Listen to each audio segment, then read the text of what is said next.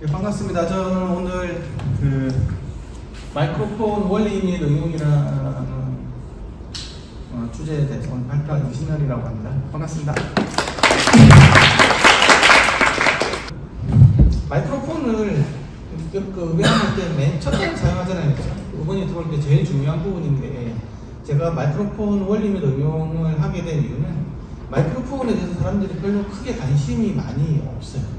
그리고 뭐 스피커라든지 앰프라든지 이런 것들은 실제적으로 측정도 많이 하고 스펙시트를 많이 보고 이게 맞냐 안 맞냐 이렇게 이런 것들 많이 논란도 많이 하고 측정 데이터도 많이 공개되고 하는데, 제가 알기로는 마이크로폰은 그냥 그런 게 없어요. 선배들이 누가 뭐를 사용하고 무슨 악기가 뭐를 했다고 하면 나도 그렇게 쓰지 막 이런 것들이 너무 심해요. 실제로 측정을 해보거나 하는 사람이 없어요. 그리고 스펙시트도 볼 줄 몰라. 그냥 일단 믿고 보는 거 같더라고요. 그래서 실제로 제가 아까 소니캐스트 유튜브 채널에서 내가 진짜 이제 한번 하나 보고 싶어가지고 한 10몇 개 정도 보니까 맞는 게 거의 없어. 그리고 정말 좀 좋은 회사? 비싼 제품들은 맞아. 근데 중저가 제품은 하나도 안 맞아. 예.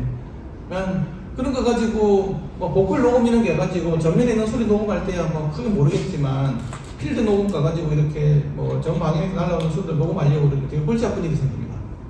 앞에 소리랑 옆에 소리하고 소리가 많이 다 다르게 들어오고, 그런 것들에 대해서 이야기를 안 해주기 때문에 오늘 그런 이야기에 대해서 2시간이니까 긴 시간이 아니라서 최대한 압축을 시켜서 할 예정이고요. 한 1시간 반 정도는 이론을 해주고 나머지 30분은 실제로 이제 마이크로폰을 재서 있잖아요. 실제 어떻게 나오나 제가 시험도 한번 시험가 있어서 한번 보여드리도록 하겠습니다. 목차인데요. 굉장히 내용은 많은데 최대한으로 스피디하게 해서 마이크로폰 이론부터 해가지고요. 그 다음에 이제 아셔야 될 거는 우리가 이제 압력형 마이크로폰이 있고 속도형 마이크로폰이 있고 무지향성이 있고 지향성이 있고 양지향성 이런 것들이 있잖아요. 그리고 다이나믹하고 콘덴서 마이크로폰, 이게 어떤 식으로 동작이 되는지를 좀 아셔야 됩니다. 그거를 오늘 아마 2시간 뒤에 아마 다 알게 될 텐데, 그걸 알면 마이크로폰이 사실 좀 훤히 속살까지 알 수가 있어요. 그걸 알면 굉장히 내가 마이크로폰을 어떻게 사용해야 되지에 대한 부분들이 얘도 굉장히 오래 갔습니다. 최대한 쉽게 한번 해볼 테니까 2시간 동안 한번 이해가 안 돼요. 그리고 이제 맨 마지막으로 30분은 마이크로폰 측정법에 대해서 내가 진짜 오디오 전문이 제일 잘 알아야 될 거는 어떤 장비를 사면 스펙시트를 읽을 줄 알아야 돼요. 도대체 왜 이렇게 인아웃이 왜 이렇게 많고, 이거 무슨 용도로 만들어졌고, 거기서 버튼이 하는 역할이 뭐고, 그렇죠? 그런 거를 모르는 사람이 너무 많아요. 이게 왜 있는지조차도 몰라. 이런 버튼이 왜 있고, 이런 단추가 왜 있으며 어느 때 쓰라고 하는지. 그리고 내가 제품 살 때보다 스펙시트 사이언스라고 하는데, 사이언스에 나오는 값들을 그게 이제 암호 코드처럼 생각이 돼버리면 그 사람은 이제 훌륭한 엔지니어 되기 힘든 겁니다. 그래서 오디오 기기 스펙시트를 보는 법이라는 걸로 해가지고 제가 옛날에 한번 강의를 한번 한 적이 있는데, 그것도 굉장히 어렵습니다. 스펙시트 다 알아야 되니까. 그래서 마이크로폰은 이런 것들이 있고요. 그게 대해서 좀 알아보도록 하겠습니다. 마이크로폰은요, 음향 신호를 전기 신호로 바꿔주는 겁니다. 그렇죠? 그래서 음향 전기 변환 장치예요. 이거에 딱 반대되는 게 스피커죠. 그 스피커하고 마이크로폰은 기본적으로 같은 원리예요. 마이크로폰 가지고 소리도 나와요. 그리고 스피커 가지고도 소리가 녹음이 됩니다. 이제 그 다이나믹일 때 말하는 거예요. 콘덴서는 약간 다른 얘기인데, 어쨌든 이렇다. 소리는 무엇이냐? 이거는 반드시 알아야 되는데요. 공기 중에서의 압력의 변화이다. 소리가 무엇입니까? 내가 소리가 좀 바꿔놓고 사는데 정의를 알아야 돼요. 공기 중에서 압력이 변합니다. 공기가 없으면 소리는 없다. 압력이 뭔가가 어떤 영역에 뜨면서 교란이 생기면, 디스터번스가 생기면 소리는 발생되게 되어 있습니다. 이게 진동이든 폭발이든 상관없어요. 그래서 이게 좀 보면 이게 이제 공기 입자거든요. 우리는 공기 입자가 안 보이지 않습니까? 만약 공기 입자를 볼 수 있으면, 그리고 카메라가 있다고 하면 지금 이렇게 얘기하고 있어요. 입자들은 왔다 갔다만 하고 있고요. 뭔가 이렇게 막 하고 있죠. 이게 바로 우리가 말하는 음파, 웨이브예요. 그래서 왔다 갔다 하는 데가 우리는 진동이라고 하고, 이게 이제 공간상으로 퍼져나가는 걸 우리는 파동이라고 해요. 그래서 바이브레이션하고 그 웨이브는 전혀 다른 개념이에요. 음향 기초 이론인데요. 이거는 진짜 알아야 돼요. 많은 게 아니고 이 두 가지만 알자. 일단 이 두 가지만. 내가 주장하는 거. 주파수하고 파장을 곱하면 항상 음속이 나와요. F란다는 C. 이거는 반드시 알아야 돼. 이걸 알아야 파장 관계를 알 수가 있어요. 소위 말해서 이게 그 파동의 전파속도 340m/s예요. 온도 습도에 따라서 달라. 이건데요. 그래서 이제 보통 내가 이제 이게 1000Hz다. 이게 1000Hz예요. 믿으세요? 맞을 거예요. 1000Hz인데 그거는 되면 이게 340이 되기 때문에 얘는 란다가 그냥 34cm가 나.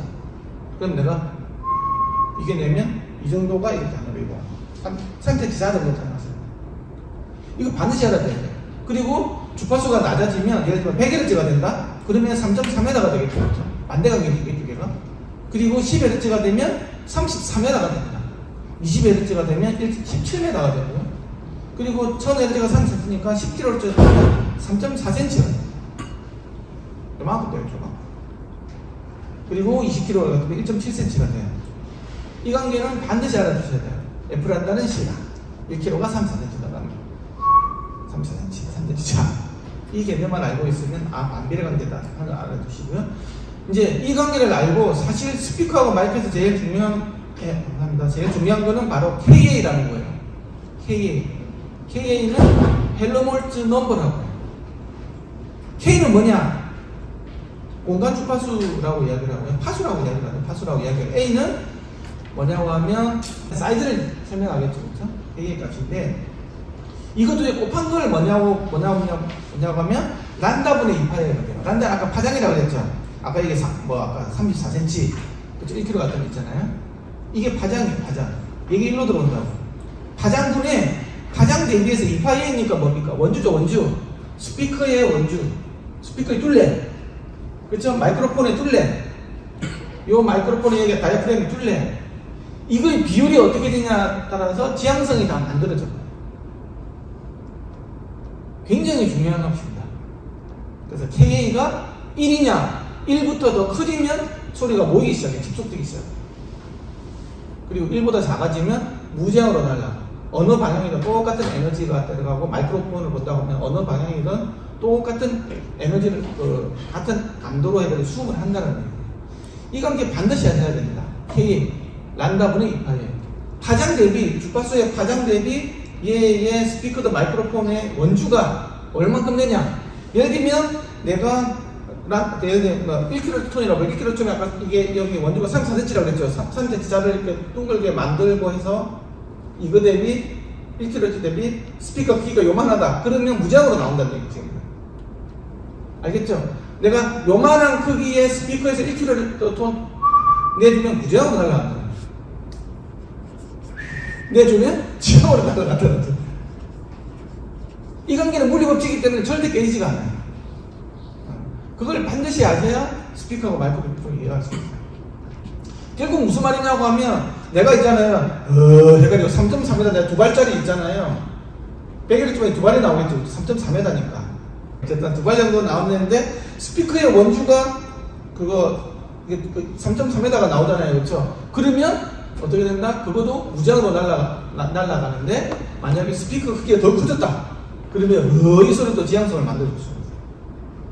그래서 음향 대포 같은 거 있잖아요. 대북 방송할 때 있잖아요. 대북 방송할 때 스피커가 뭐 10m by 10m 이런 걸 쌌거든요. 엄청 많이 싸가지고 그거는 소리도 앞으로 날아버리는 수 있어요. 그 2파이가 커지니까 란다에 비해서. 이거는 KA는 반드시 알아두시면 오늘 강의 들은 걸 대해서 뒤에 나오는 지향성에 대한 이야기들을 처음부터 이해를 할 수 있어요. 왜 스피커가 트위터가 이렇게 작게 생겼고 우프는 크게 생겼을까에 대한 이해도 거기서 나와요.